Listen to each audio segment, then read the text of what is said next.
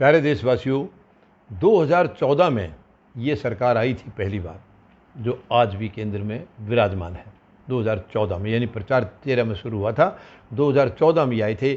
बहुत लंबे लंबे वादे करके आए थे। पिछली सरकार के खिलाफ बहुत बड़ी मुहिम चलाई थी, और वो मुहिम में भी जो गलत नीतियां थी उनका बाद में खुलासा हुआ है। जो इन्होंने भ्रष्टाचार के और जो और देश के खिलाफ जो आंकड़े बताए थे उस सरकार के, वो सारे झूठे निकले हैं, सब झूठे निकले हैं। जितनों के ऊपर मुकदमा किया गया था उनके कोई सबूत नहीं मिले हैं।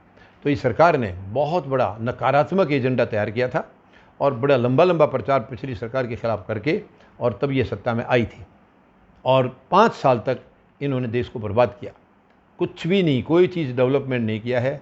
देश के अंदर कोई संवैधानिक संस्था या कोई ऐसी चीज़ या कोई संसाधन नहीं बनाया, बल्कि जो पहले से बने थे उनको एक एक करके बेचने लगे, एक एक करके उनको प्राइवेट हाथों में सौंपते गए। और उसके बाद 5 साल का टेन्योर पूरा हुआ। लोग ऊब चुके थे, लोग तंग आ चुके थे इनसे, और इनको दोबारा सत्ता में आने का कोई सवाल पैदा नहीं होता था। और ये भी इस चीज़ को जानते थे, मगर इनका एजेंडा था, जो आरएसएस का एजेंडा था, देशद्रोही एजेंडा, वो इनका पूरा नहीं हुआ था। तो इनको दोबारा किसी भी हालत में आना था, तो इन्होंने ईवीएम का सहारा लिया, और ईवीएम के इस्तेमाल से ये दोबारा सरकार बना गए, वरना ये सरकार डिजर्व नहीं करती थी दोबारा आने का। अब दोबारा बना गए हैं तो उसका 2 साल ये पूरा कर चुके हैं, और इस 2 साल में देश को बहुत ज़्यादा डैमेज किया है इन्होंने, बहुत ज़्यादा डैमेज किया है। तो मैं देशवासियों से निवेदन करूंगा, 2 साल में इतना डैमेज कर दिया, अब इनके उसी हिसाब से अगर हम देखते हैं 24 तक, तो 3 साल और बाकी हैं। तो क्या ये 3 साल और अगर इसी तरह रहे, इसी रफ्तार से चलते रहे, तो क्या देश बचेगा? ये बहुत बड़ी चिंता का कारण है, बहुत बड़ी चिंता का विषय है। और देखिए, पहले 5 साल इन्होंने बहुत कुछ लूटा है।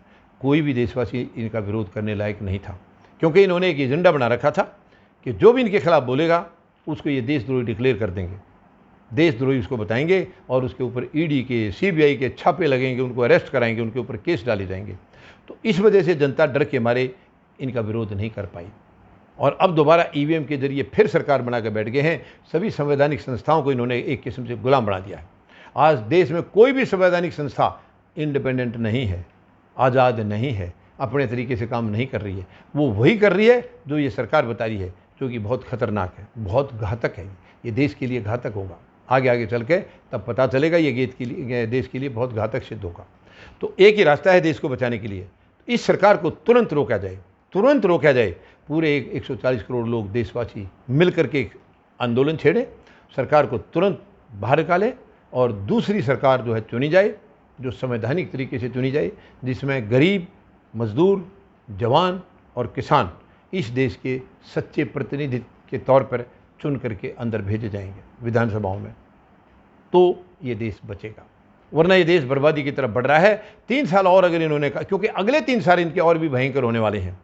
अब तक जो 2 साल हुए हैं और इनको ये पता चल गया तो कोई तुम्हारा कुछ बिगाड़ ही नहीं सका है, तो अगले 3 साल और भयंकर रूप धारण करेंगे ये, और देश में कुछ भी बचेगा नहीं। मुझे लगता है कि अगर 24 तक ये सरकार रह गई तो हमारे पास पछताने के लिए भी समय नहीं मिलेगा, पछताने का भी हमें समय नहीं मिलेगा। इसलिए मैं पूरे देशवासियों से निवेदन करता हूँ, हाथ जोड़ के अपील करता हूँ, कृपया देश को बचा लीजिए। बहुत दुख होगा अगर ये देश बर्बाद हो गया, बहुत दुख होगा। हम लोग ये बर्दाश्त नहीं कर पाएंगे। हम तुरंत इकट्ठे होकर के इस सरकार को उखाड़ें और एक संवैधानिक सरकार का गठन करें, जिसमें हर वर्ग के हितों का ध्यान रखा जाएगा, और भारत इस तरीके से विश्व शक्ति के रूप में उभरेगा, विश्व गुरु के रूप में उभरेगा। ये मैं आपको दावे के साथ कह सकता हूँ। फौजी जनता पार्टी में किसी भी गलत काम का कोई सहारा नहीं लिया जाएगा, कोई झूठ का सहारा नहीं लिया जाएगा, भ्रष्टाचार की कोई जगह नहीं होगी, गलत लोगों की या गलत मानसिकता के लोगों की इसमें कोई जगह नहीं होगी। यहाँ पर सच्चे, ईमानदार, चरित्रशील लोग जो देशभक्त हैं, सचमुच सच्चे देशभक्त हैं, केवल वही फौजी जनता पार्टी का हिस्सा बन सकते हैं। बाकी लोग फौजी जनता पार्टी के नज़दीक भी नहीं आ सकते। मेरा निवेदन है, कृपया मेरी अपील को सुनिए, इसके ऊपर अमल करिए, और देश को बचाने के लिए आप आगे आइए, आप आगे आइए। कुछ अपनी पर्सनल चीज़ें हैं उनका त्याग करिए, पर्सनल भावनाओं का त्याग करिए, केवल देश के लिए आप सोचिए और देश को बचाइए। अगर देश बच गया तो हम सब बचेंगे, हमारी भावनाओं का हम बाद में ध्यान रख लेंगे। मुझे पूरी उम्मीद है आप मेरी इस अपील को ठुकराएंगे नहीं, और ज़रूर आगे कदम बढ़ाएंगे, फौजी जनता पार्टी का हिस्सा बनेंगे, और जो हमारे महान शहीदों ने सपना देखा था उनके सपनों के भारत का निर्माण करेंगे। धन्यवाद। जय जवान, जय किसान, जय हिंद।